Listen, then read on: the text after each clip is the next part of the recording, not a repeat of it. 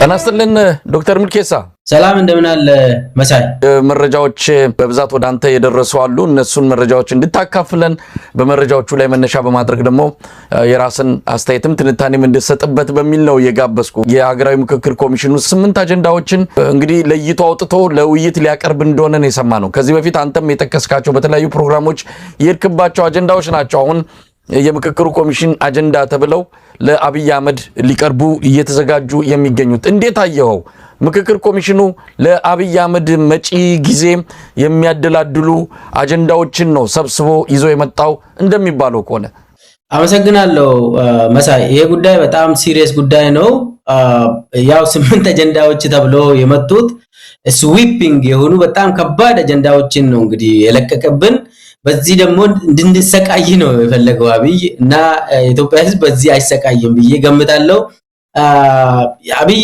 በተፈጥሮ ምንድነው ከባድ አጀንዳዎችን እየወረወረ አሰቃቂ የሆኑ ድርጊቶችን ያደረገ ሰዎች እዛ ላይ ታስሮ እንዲቆዩ ያደርጋል እሱ የራሱን ስራ ይሰራል በመጀመሪያ ደረጃ መሳይ ብሔራዊ ምክክር የሚያስፈልገው ለድህረ ጦርነት ማህበረሰብ ነው ይሄ ነገር የሚያስፈልገው ጦርነትን ከጨረስክ በኋላ ማሳረጊያው ምንድነው ናሽናል ዳያሎግ ነው የሚያስፈልገው አሁን ኢትዮጵያ ውስጥ ጦርነት እየተጧጧፈ አገር እየፈረሰች አብይ እዚህ ጋር እንትን ሰብስቦ ድራማ ይሰራል እና ይኸውልህ ፕሪንሲፕሉ ናሽናል ዳያሎግ የሚባለው የሚዋጉ ኃይሎች ናቸው ተሰብስበው የጋራ መድረክ የሚፈጥሩት አሁን የውጭ ሀገር ዜጋ ቢጠይቃው አብይ ናሽናል ዳያሎግ የብሔራዊ ምክክር ያካሄደ ነው ብለ እንደው ብትነግረው ኦ በቃ የኦሮሞ ነጻነት ሰራዊት ይሳተፋል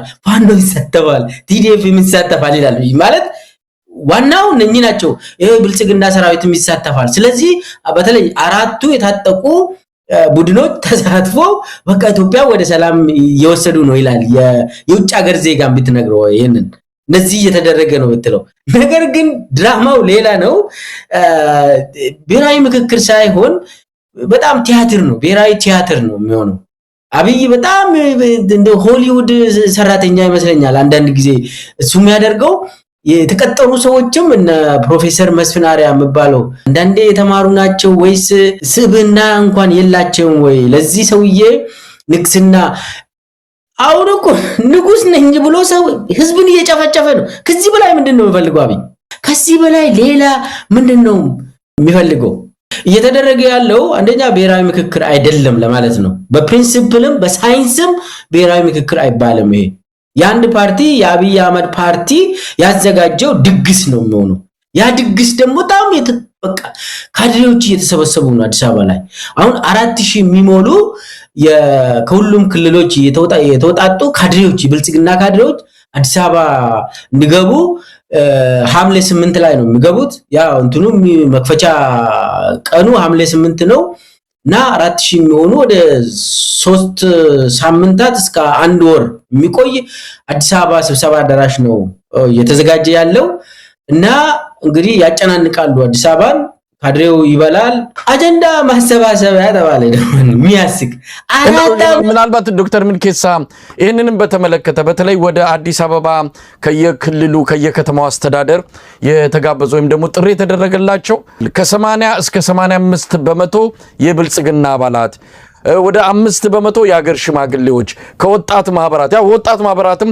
ባንድም ይሁን በሌላ የብልጽግና መዋቅር ውስጥ ነው ያሉት ስለዚህ ከ90 በመቶ በላይ ከየክልሉ ከየከተማው አስተዳደር የሚመጡት የብልጽግና አባላት ናቸው ወይም ደጋፊ ናቸው ስለዚህ ብልጽግና ለብልጽግና የሚመክርበት ሌላ የኢትዮጵያ ማህበረሰብ ክፍል የሚሳተፍበት አይደለም ስለዚህ የብልጽግና ድግስ ነው የሚለው አሁን ከምንም በላይ ግልጽ እየሆነ የመጣ ይመስላል ይሄንን በተመለከተ ከዛው ከውስጣቸው ነው የተበተነውን ደብዳቤ አይተው የነገሩን ጠርተው ወይም ደግሞ መልምለው እንዲልኩ የተባሉት ከብልጽግና መዋቅር ውስጥ እንደሆነ ለማወቅ ተችሏልና ያልከው ነገር ትክክለኛ ነው ለማለት ያለው 100% የብልጽግና አባልና የብልጽግና ደጋፊ ነው የሚገባ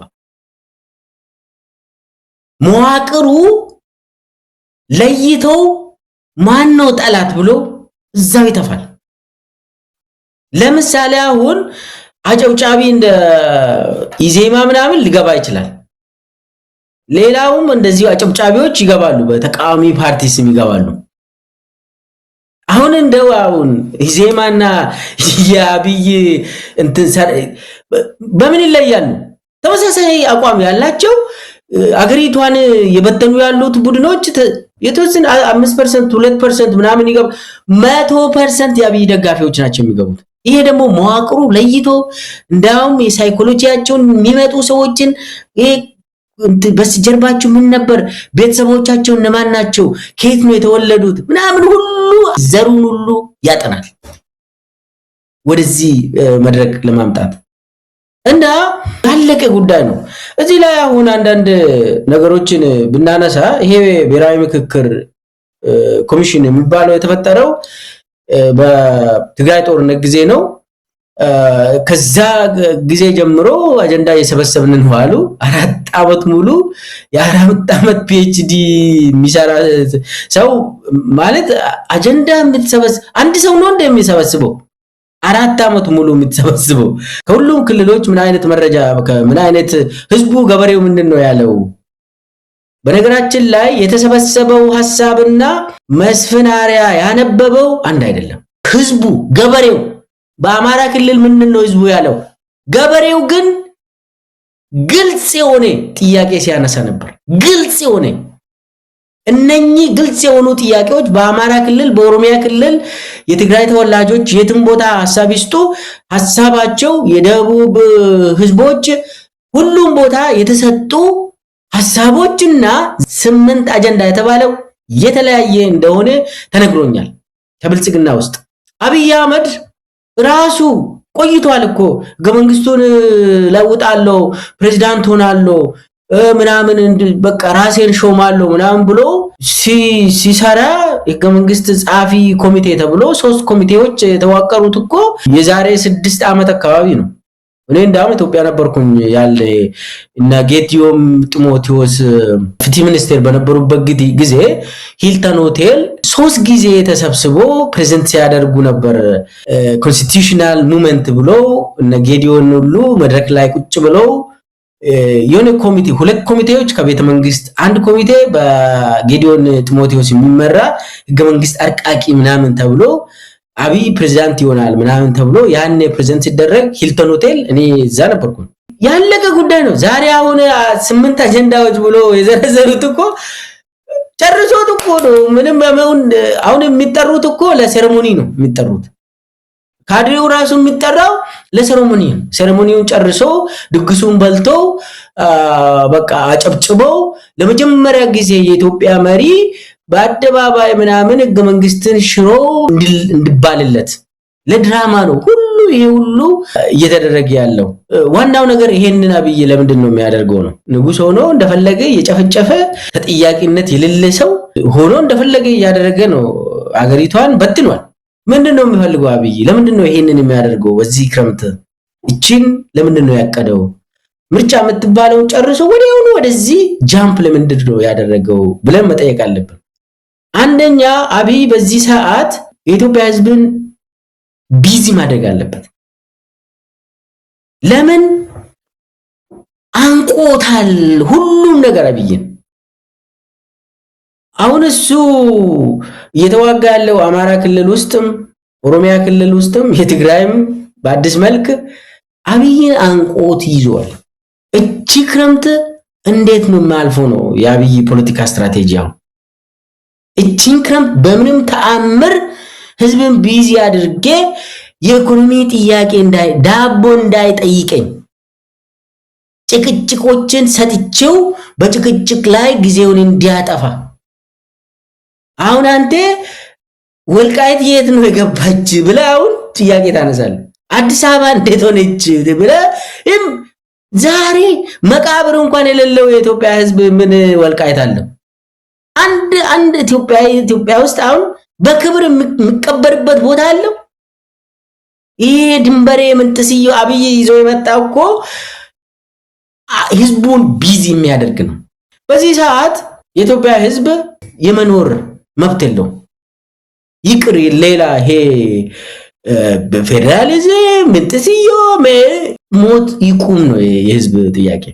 ዳቦ ልብላ ነው ዛሬ ጥያቄው እንጂ አብይ አሁን በእንትኑ አጀንዳ ሰጥቶ እኛ እዛ ላይ ቢዚ ሆነን ትክክለኛውን የኢትዮጵያ ህዝብ ጥያቄ ወደ ጎን ትተን የሰላም ጥያቄ የፍትህ ጥያቄ የዳቦ ጥያቄውን ረስተን የአብይን አጀንዳ ውስጥ እንድንፋጅ ለዛ ነው በዚህች ክረምትችን መዞ ያመጣው በመጪው መስከረም።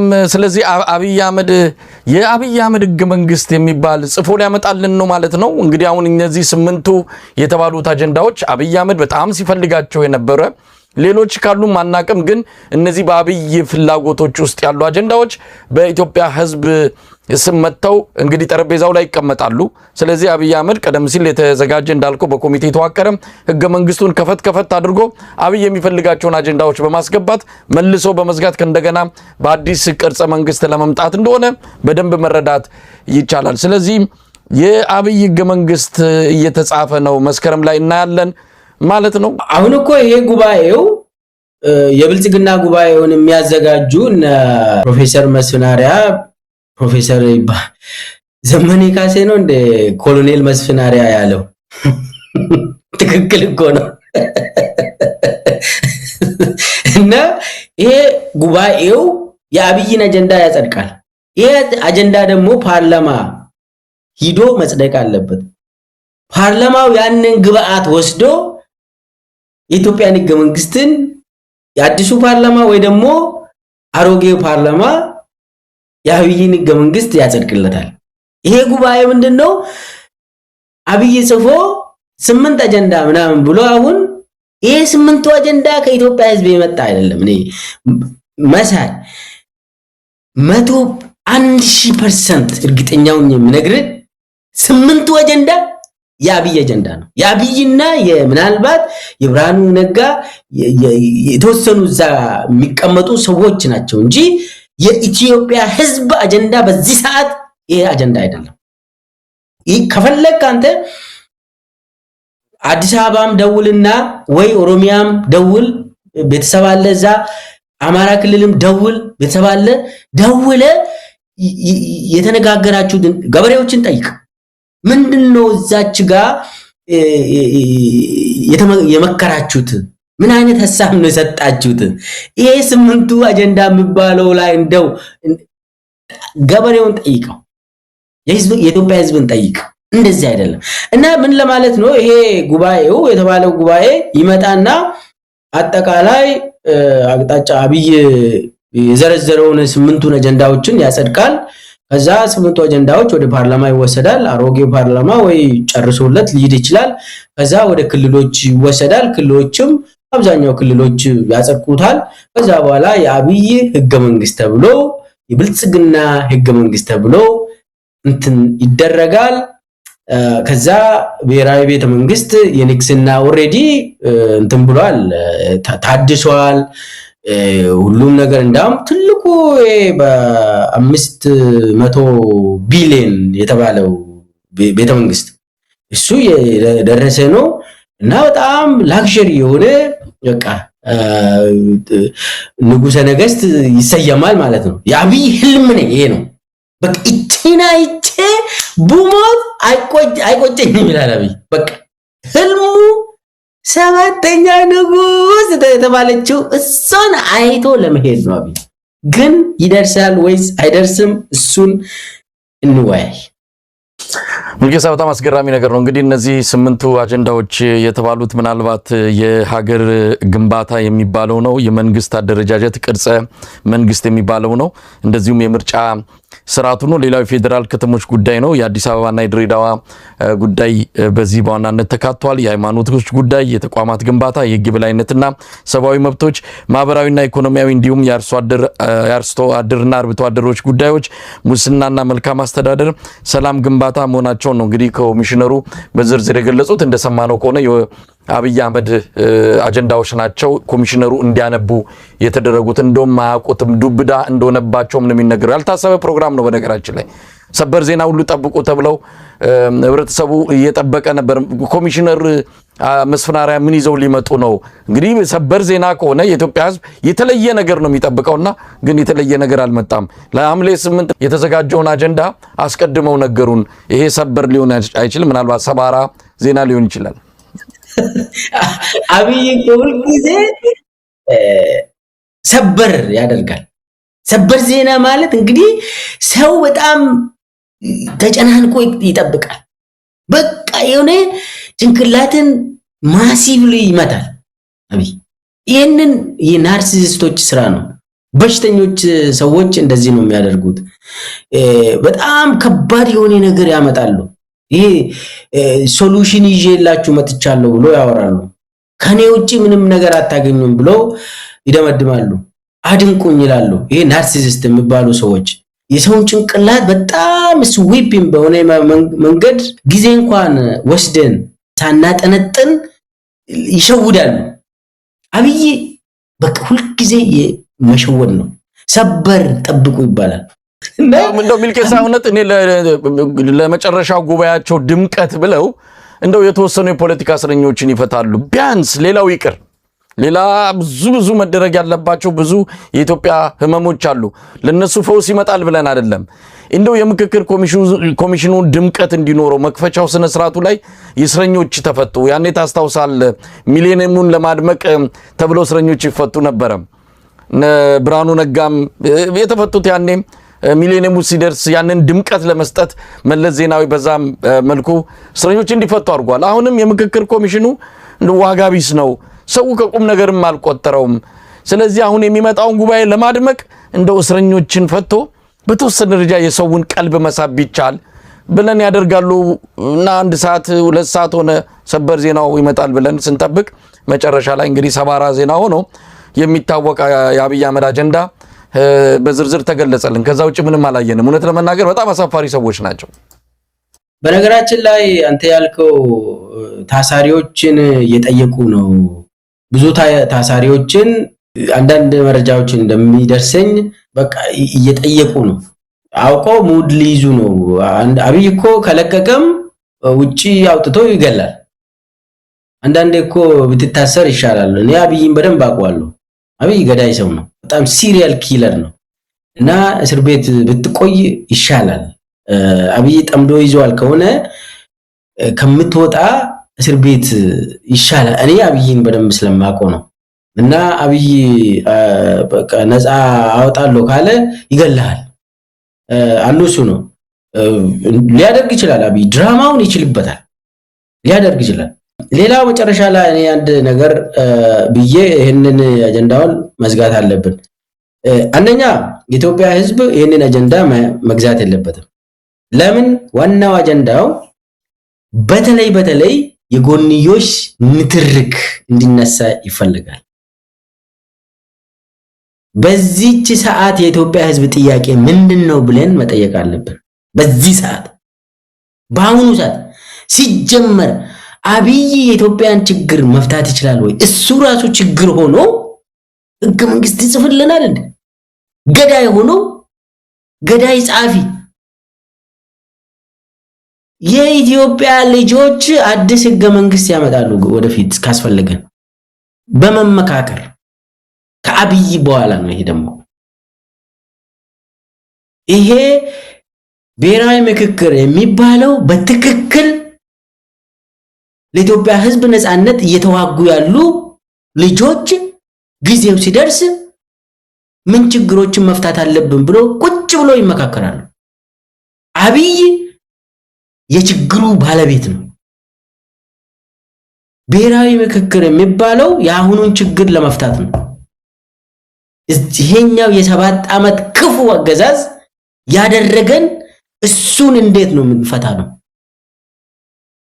መጀመሪያ ጉዳይ። እና አብይ አሁን ያሰራጨ ያለው የጎንዮሽ ግጭቶች እንዲስፋፉ፣ ሁሉም በሃይማኖት ያጋጫል፣ በብሔር ያጋጫል፣ የተለያዩ ድንበር ላይ ያጋጫል። አብይ በዚህ አጀንዳም ፕሪኦኪፓይድ እንድንሆን በቃ አጀንዳዎች ተሰጥቶናል። እኔ ምክሬ የአብይ አጀንዳ ውስጥ እንዳከቡ ፕሊዝ የኛ አጀንዳ የኢትዮጵያውያን አጀንዳ እንደኛ ይህንን ስርዓት በቃ ከናካቴው ማስወገድ ነው። ሰላም ካልመጣ፣ ግድያ ካልቆመ፣ ዝርፊያ ካልቆመ፣ የዳቦ ጥያቄ ካልተመለሰ ይሄ ዝም ብሎ በጠመንጃ ነው እንደ ብርሃኑ ጁላ ነው እንደ ህገ መንግስት ምጽፍልህ? ብርሃኑ ነጋ ነው እንደ ህገ መንግስት ምጽፍልህ? አብይ አህመድ ይሄ ሳይኮፓት የሆኑ አታላዮች ናቸው እንደ ህገ መንግስት ምጽፉልን? ህገ መንግስት ያስፈልገናል፣ አዲስ ህገ መንግስት። አዎ፣ ግን ጦርነቱ ከጨረስን በኋላ ነው። ወደፊት ስንሸጋገር የሚመቸን ነገር ምንድነው ብለን በትክክል በሰከነ በሰላም ጊዜ ያለ ምንም ጠመንጃ ካድሬ አይደለም የኔን ህገ መንግስት የሚጽፍልኝ። እንዲህ አይነት የብልጽግና ቆሻሻ ህገ መንግስት ተጽፎልኝ የኢትዮጵያ ህገ መንግስት አይባልም። ከጅምሩ የወደቀ ጉዳይ ነው፣ ያበቃለት ጉዳይ ነው። ተቀባይነትም የለውም። አንደኛ እንዲህ አይነት ነገር ሲደረግ ተሳታፊ ማን ነው ብለህ ትጠይቃለህ። ኢንክሉሲቭ ነው ወይ? የኢትዮጵያውያን ጥያቄ ምንድነው በዚህ ሰዓት? እኔ 100% ሆኜ የሚነግርህ የኢትዮጵያ ህዝብ ጥያቄ በዚህ ሰዓት አብይ ይሄድልን ነው። ፔሬድ። ከዚህ ውጪ ምንም ጥያቄ የለውም የኢትዮጵያ ህዝብ።